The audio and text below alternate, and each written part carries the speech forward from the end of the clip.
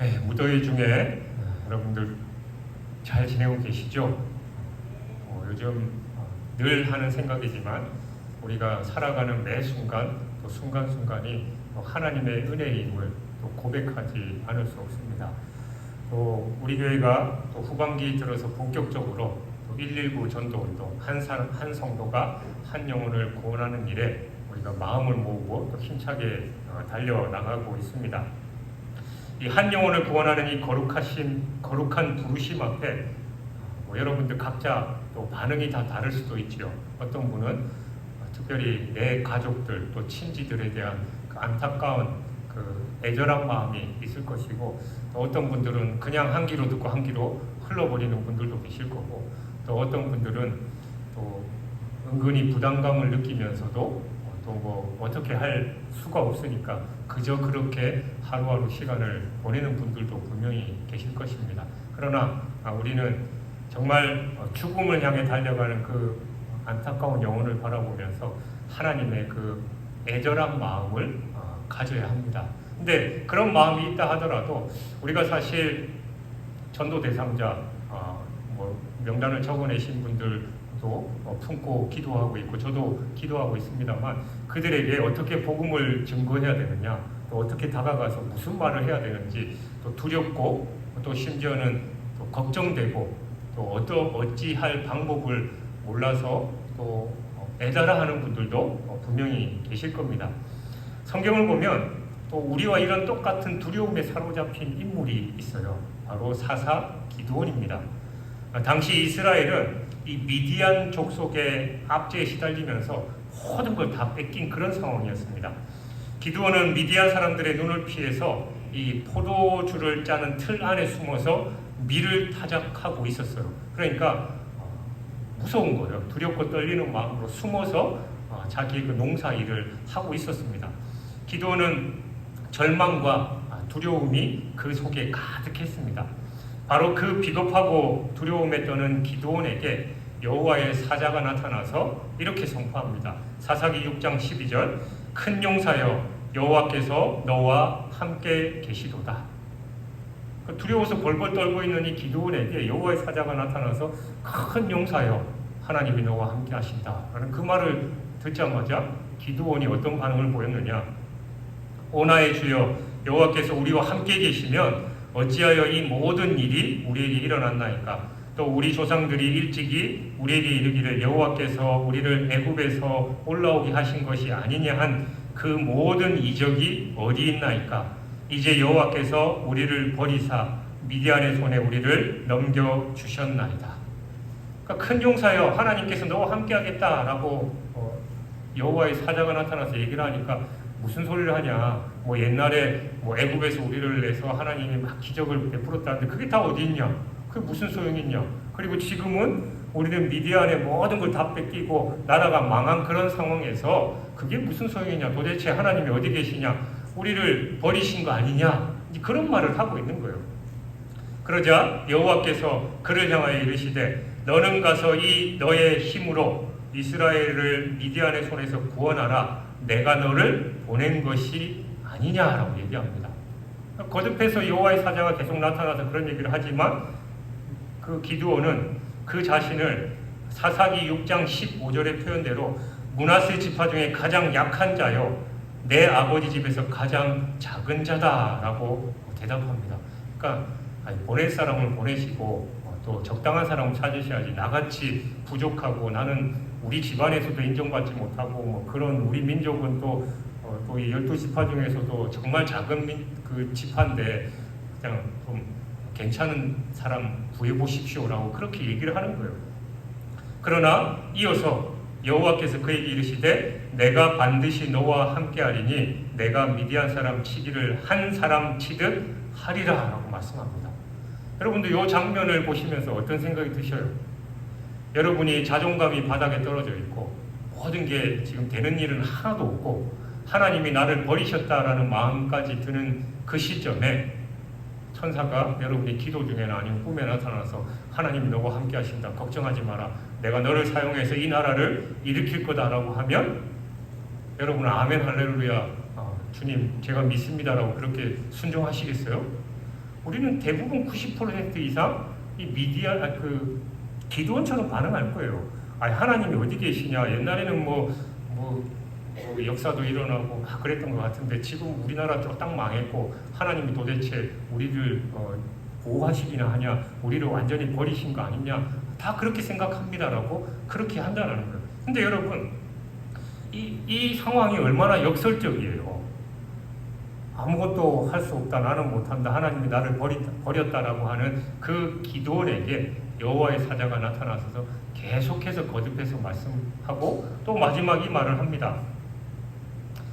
내가 반드시 너와 함께 하리니. 그러니까 하나님은 두려움에 숨어있는 기드온의 그 현재의 모습이 아니라 그와 함께 하심으로 변화될 기드온의 미래의 모습을 보셨다라는 겁니다. 그리고 하나님께서 기드온의 두려움을 해결해 주신 방법은 미디안의 군대를 완전히 멸망시키거나 아니면 대단한 무기나 야 걱정하지 마, 내가 미디안보다 더 많은 군대를 너한테 붙여줄게 하면서 그 군대를 몰고 오셔가지고 자 이제 됐지 가봐 라고 하신 게 아니라는 거예요. 그에게 내가 반드시 너와 함께 하리라 라는 약속을 주셨고 그 마음에 있는 두려움부터 먼저 다루셨다는 거예요. 여러분들 어떠셔요? 하나님께서 여러분의 상황과 형편 또 힘들고 어려움 그대로 놔두시면서 걱정하지 마, 내가 너와 함께 하겠다 라고 하셨을 때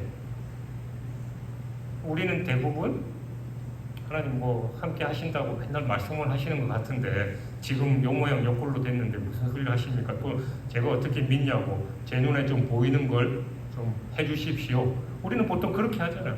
아니나 다를까 기드온도 그걸 못 믿으니까 그러면 아침에 이슬 내릴 때 손뭉치만 적게 해주십시오 하고 하나님이 보이셨어요. 그러니까 이것도 우연히 그럴 수도 있으니까 그러면 손뭉치 빼고 다른 데만 이슬이 적게 해주십시오 했는데 하나님이 그대로 보여주셨다는 겁니다. 여러분 내 상황과 내 형편이 변하지 않는다 할지라도 하나님이 함께 하시면 만사 오케이입니다. 우리는 그 믿음을 가져야 될 줄 믿습니다. 오늘 우리가 나눌 이 디모데후서 말씀은 영적인 아들 디모데를 향한 사도 바울의 마지막 편지예요. 젊고 소심했던 목회자 디모데는 이 에베소 교회에서 목회하면서 수많은 반대와 또 거짓 가르침에 직면해서 두려움에 빠져있는 그런 상황이었습니다. 그러니까 이제 자신의 죽음을 앞둔 이 연로한 사도 바울은 바로 그 디모데에게 그리고 오늘 하나님의 명령, 지상 명령을 받은 우리 최소한 우리가 한 사람이라도 복음을 전하고 그를 하나님께로 돌려드려야 된다라는 그 마음을 가지고 서 있는 이 전도 현장 앞에 서 있는 두려워하는 우리에게 두려움을 넘어설 수 있는 하늘의 능력이 어디서부터 오는지를 분명하게 가르쳐주고 있습니다. 이 시간 말씀을 통해서 우리의 두려움을 정직하게 내려놓고 성령께서 주시는 능력과 또 사랑과 절제하는 마음으로 충만해져서 담대히 세상으로 나아가서 복음을 증거하는 은혜를 누리는 여러분이 되시길 주님의 이름으로 축원합니다. 바울은 먼저 두려움의 실체에 대해서 분명하게 짚어주고 있어요. 7절에 보면 하나님이 우리에게 주신 것은 두려워하는 마음이 아니요 오직 능력과 사랑과 절제하는 마음이니. 여기서 두려워하는 마음의 원어는 이 푸뉴마 데일리아스라는 단어예요. 그러니까 데일리아는 하나님을 경외하는 이 두려움과는 완전히 다른 말인데 이건 비겁하고 소심하고 또 겁먹고 움츠러드는 그런 마음을 의미합니다. 그러니까 사람들의 시선, 또 거절에 대한 그 두려움, 또 실패에 대한 걱정 때문에 이 복음 전도의 자리에서 뒷걸음치게 만드는 이 마비시키는 그런 감정입니다. 그러니까 바울은 이에 대해서 단호하게 말합니다. 이 비겁한 마음은 하나님이 우리에게 주신 것이 아니다. 이것은 사탄이 주는 속임수이고 우리의 불신에서 비롯된 것이다라고 바울은 분명하게 말합니다. 사탄은 계속해서 우리에게 의심을 불어넣고 두려워하게 만듭니다. 그러니까 우리는 이 사실을 잘 기억해야 돼요. 영적인 이 전쟁터에서 사탄의 작전을 제대로 알아야 지피지기면 백전백승이라고 우리가 거기에 대해서 잘 대처할 수 있는 거죠. 그렇다면 하나님께서 우리에게 주신 것, 즉 두려움에 대한 하나님의 처방이 뭐냐? 본문에서 세 가지를 말씀하고 있어요. 바로 능력과 사랑과 절제하는 마음입니다. 첫 번째 능력, 헬라어로 디나미스라고 하죠. 이 단어는 이 다이나마이트의 어원으로서 폭발적인 힘, 그러니까 초자연적인 그런 능력을 말합니다. 그러니까 하나님은 우리에게 야 그냥 네 입으로 잘 해봐 라고 말씀하지 않으신다라는 거예요. 복음을 전하고 영혼을 살리는 일은 우리의 지혜나 또 능력으로는 불가능하기 때문에 하나님은 우리에게 하나님의 능력, 디나미스, 다이나마이트 같은 능력을 부어주신다는 겁니다. 그래서 우리는 내 힘이 아니라 하나님께서 주시는 힘과 능력으로 사명을 감당하는 거예요.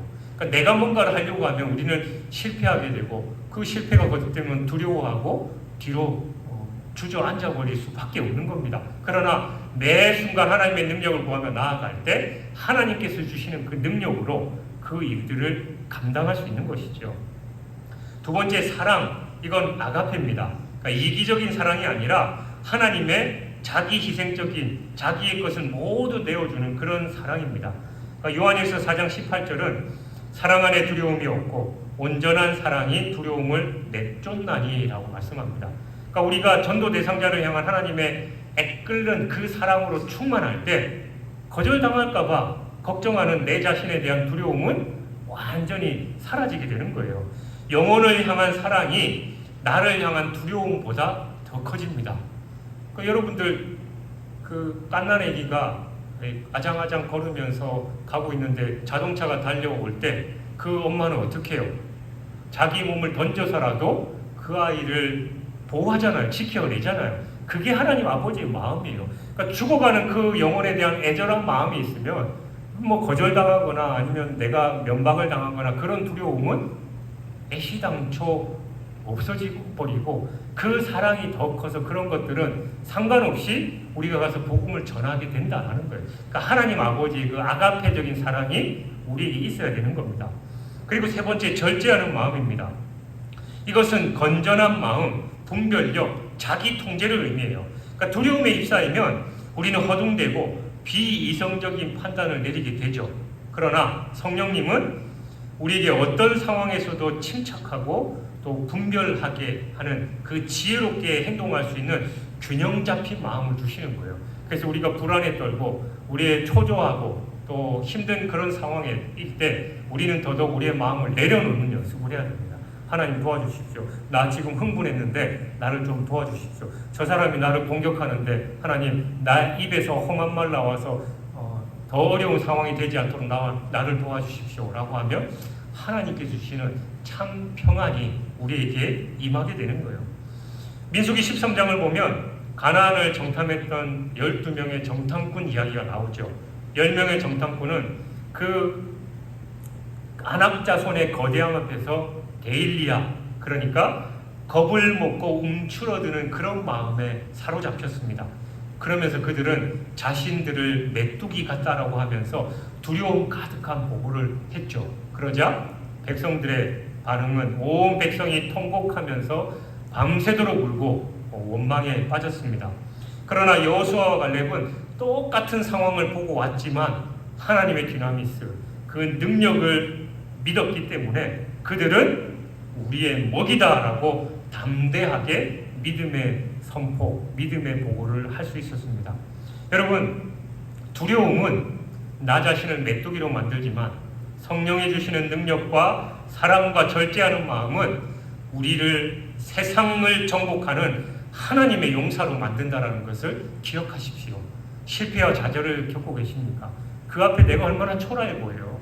나는 쓸모없는 존재 같고 다른 사람들이 나를 쳐다보는 그 시선들이 다 나를 깔보는 그런 눈빛으로 보이지만 그럴 때 우리는 저 디나미스 성령의 능력을 바라보고 하나님의 능력을 덧입히면 우리를 그렇게 무시하고 그랬던 사람들이 우리의 먹이, 옛날 성경 표현으로 우리의 밥으로밖에 안 보이는 겁니다. 이 성령의 능력을 덧입히시기를 주님의 이름으로 축원합니다. 또 하나님께서 주시는 능력과 사랑과 절제하는 마음으로 두려움을 이긴 자는 이제 어떤 삶을 살아야 하느냐? 8절은 그 구체적인 삶의 방식을 두 가지로 명령하고 있습니다. 그러므로 너는 내가 우리 주를 증언함과 또는 주를 위하여 갇힌 자 된 나를 부끄러워하지 말고 오직 하나님의 능력을 따라 복음과 함께 고난을 받으라. 첫 번째가 부끄러워하지 않는 거예요. 그러니까 부끄러워하지 말고라는 이 단어는 이 당시에 이 사회적 압력 앞에서 위축되지 말라라는 강력한 권면입니다. 당시 로마 사회에서 십자가에 달려 죽은 예수를 주로 고백하는 건 어리석은 일이었고, 그 죽음을 전하다가 죄수된 바울과 관계 맺는 것 또한 매우 수치스럽고 위험한 일이었습니다. 그러나 바울은 복음의 핵심과 그 복음을 전하는 사역자들은 결코 부끄러워해서는 안 된다라고 말하고 있습니다. 우리 역시 마찬가지지요. 119 전도 현장에서 우리는 세상의 냉대와 또 조롱에 직면할 수 있습니다. 야, 뭐 아직 요즘 같은 세상에 예수 믿으라고 그러고 다니느냐? 교회 다녀봐야 별 수 없지 않냐? 또 요즘 큰 교회 목사님이 그 검찰의 압수수색을 받고 막 그런 상황들 속에서 교회가 비난받고, 또 코로나 시국에는 교회들이 예배를 강행해서 마치 교회가 코로나 퍼지는 이 진원이 되는 것이냐, 그 언론에서 그렇게 떠들고 막 그런 상황 속에서 얼마나 교회가 많은 핍박을 받았습니까? 뉴스에 보니까 어떤 사람이 망치 들고 가고 그 교회 문을 부수면서 하지 말라는 짓 왜 자꾸 하냐고 막 그렇게 역정을 내는 그런 상황 속에서 우리가 복음을 들고 나갔을 때 그런 사람들의 냉담한 그 반응, 그런 앞에서 우리는 복음과 교회를 부끄러워하는 그런 유혹을 받을 수도 있습니다. 그러나 바울은 로마서 1장 16절에서 내가 복음을 부끄러워하지 아니하노니 이 복음은 모든 믿는 자에게 구원을 주시는 하나님의 능력이 됨이라 라고 선포했습니다. 부끄러움의 대상이 아니라 능력 그 자체인 복음을 붙드시기 바랍니다. 복음은 부끄러워해야 될 게 아니에요. 오히려 우리가 복음을 전할 때 그 영혼을 살려내고 그 영혼의 삶의 문제를 해결해 줄 수 있는데 왜 우리가 부끄러워해야 하냐라는 겁니다. 우리는 담대하게 증거해야 됩니다.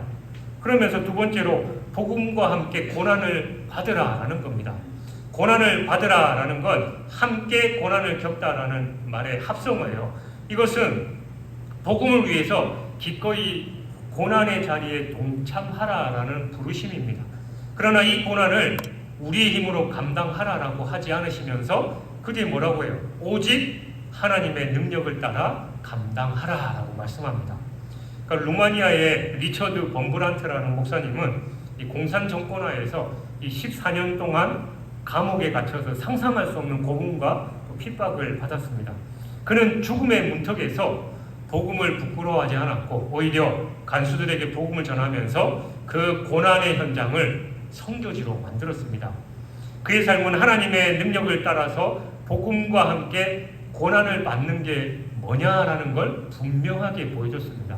우리나라에도 예전에 일제시대 그 신사참배에 앞서서 맞서서 고난을 겪고 순교하셨던 주기철 목사님의 그 일화들 여러분들 잘 아시잖아요. 저도 어릴 때 저 높은 곳을 향하여라는 이 영화겠죠. 영화를 교회에서 막 보면서 막 모든 성도들과 함께 눈물을 흘렸던 그런 기억이 있는데 네가 예수를 부인하지 않으려면 이 못을 박은 그 바닥을 만들어 놓고 이걸 밟고 지나가라라고 하는데 주기철 목사님이 그 못 박힌 그 판넬 위를 한 걸음 한 걸음 가면서 저 높은 곳을 향하여 성도들과 함께 찬양했던 그 장면이 기억나는데, 이처럼 우리의 전도가 때로는 거절과 아픔과 또 관계의 어려움이라는 고난을 동반할 때도 분명히 있습니다. 괜히 복음 증거했다가 관계에 어우러지고 또 세상으로부터 왕따당하고 그런 어려움을 겪을 수 있어요. 그러나 그것이 주님과 함께 받는 영광의 고난임을 알아야 한다는 거예요. 그리고 기쁨으로 그 고난을 감당할 수 있어야 한다는 겁니다. 우리가 어떻게 이 모든 두려움을 이기고 또 부끄러움을 넘어서 그러면 고난까지 감당할 수 있느냐? 내 힘으로 안 되는 거 잘 아시잖아요. 누군가가 나에 대해서 조금만 모함을 하면 그냥 화가 머리끝까지 나가지고 어떻게라도 해야 속이 시원해지는데, 누가 나를 비난하고 막 나를 못 살게 굴고 또 사회적으로 삶에서 어려움을 당하게 하는 그런 걸 우리가 어떻게 감당할 수 있느냐라는 거죠. 그 모든 능력의 근원이 무엇인지를 9절에서 설명합니다. 하나님이 우리를 구원하사 거룩하신 소명으로 부르심은 우리의 행위대로 하심이 아니요 오직 자기의 뜻과 영원 전부터 그리스도 예수 안에서 우리에게 주신 은혜대로 하심이라. 그러니까 우리의 담대함은 우리의 의로움이나 행위에서 나오지 않습니다. 여러분 스스로 절대로 못해요. 나는 법 없이도 살 사람이고 나는 왼뺨 때리면 오른뺨도 되는 그런 마음이 넓은 사람이니까 얼마든지 그런 사람은 이 세상에 아무도 없습니다. 만약 우리의 구원이 우리의 노력에 달려있다면 우리는 늘 부족함을 느끼면서 두려워할 수밖에 없을 것입니다. 그러나 우리의 구원과 부르심은 나의 행위가 아니라 전적인 하나님의 뜻과 은혜입니다. 여기서 구원하사는 이미 완성된 과거 시제예요. 그러니까 우리의 구원은 이미 확보되었다는 겁니다. 또한 우리를 부르신 거룩한 소명 역시 이 세상이 창조되기 이전인 영원 전부터 그리스도 예수 안에서 우리에게 주어진 것입니다. 여러분 이 얼마나 놀라운 선포입니까? 우리의 구원과 사명은 이 세상의 그 어떤 위협이나 상황에 흔들릴 수 없는 영원하신 하나님의 주권적인 계획과 은혜 위에 굳건히 서 있다라는 거예요. 이 사실을 깊이 깨달을 때 우리는 세상의 평가나 위협 앞에서 자유로워질 수 있습니다. 한 고아가 왕의 아들로 입양됐다라고 한번 생각해 보십시오. 그의 신분은 그의 과거 행실이나 현재 능력으로 결정되지 않죠. 오직 왕의 은혜로운 선택으로 결정됐어요. 왕이 그 고아를 자기 양자, 왕자로 입양했으니까 그 왕에 의해서 그 고아의 신분은 결정된 거예요. 이제 그는 왕자라는 새로운 신분 안에서 담대하게 살아갑니다. 더 이상 사람들의 손가락질을 두려워하지 않습니다. 왜냐하면 그의 정체성은 왕에게 속해 있기 때문입니다. 마찬가지로 우리는 하나님의 자녀로 부르심을 받았습니다. 이 흔들리지 않는 정체성이야말로 모든 두려움을 이기는 그 능력의 최종 근원이에요. 그러니까 우리는 이 사실 안에서 살아가야 됩니다. 그러면 이 세상에서 담대하게 어깨 펴면서 살아갈 수 있습니다. 천지 만물을 창조하시고 나를 구원하시고 지금도 역사를 운행하시는 하나님께서 나를 자녀 삼아 주셨다라는 그 믿음만 확고하다면 우리는 어떤 상황 속에서도 흔들리지 않고 담대할 수 있는 것이죠. 사랑하는 여러분, 오늘 바울은 두려움에 떨고 있는 디모데와 또 우리에게 분명하게 말합니다. 하나님이 주신 것은 두려움과 비겁함의 영이 아니라 능력과 사랑과 절제하는 마음의 영입니다. 우리는 성령의 능력을 힘입어서 세상 앞에서 복음을 부끄러워하지 않고 기꺼이 복음과 함께 고난을 받는 그런 삶을 살도록 부르심을 받았습니다. 그리고 이 모든 담대함의 근원은 우리의 행위가 아니라 영원전부터 우리에게 주어진 하나님의 은혜와 소명에 있습니다. 이제 119 전도의 현장으로 나아갈 우리 자신을 돌아보시기 바랍니다. 영혼 구원의 사이렌 소리를 들을 때 우리의 마음속에 가장 먼저 찾아오는 감정이 무엇인지, 혹시 기드온처럼 디모데처럼 두려움에 움츠러들고 있지는 않으십니까? 그렇다면 오늘 이 하나님의 처방을 붙드시기 바랍니다. 여러분의 마음에 거절에 대한 두려움이 있습니까? 하나님의 능력, 디나미스를 구하십시오. 여러분의 마음에 나 자신의 안위를 생각하는 이기심이 있습니까? 그 전도 대상자를 향한 하나님의 그 아가페 사랑으로 채워달라고 기도하십시오. 여러분의 마음에 무슨 말을 해야 할지 몰라서 혼란스러우십니까? 성령께서 주시는 그 절제와 분별의 마음, 소프로니스모스를 구하십시오. 이번 한 주 여러분이 가진 그 가장 큰 두려움을 주님 앞에 다 내려놓고 이 세 가지 하나님의 처방을 구체적으로 구하면서 나가시길 바랍니다. 그럴 때 하나님께서 우리의 두려움을 담대함으로 바꾸시고 우리의 연약한 입술을 통해서 생명의 복음을 힘있게 증거하실 것입니다.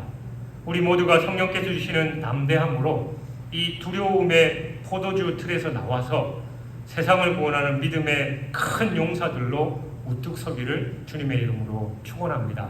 그럴 때 전도의 현장에서 또 여러분의 삶의 현장에서 능력과 기적이 나타내고 하나님께서 영광 받으실 것입니다. 이 주인공이 되시는 저와 여러분이 되시길 주님의 이름으로 축원합니다.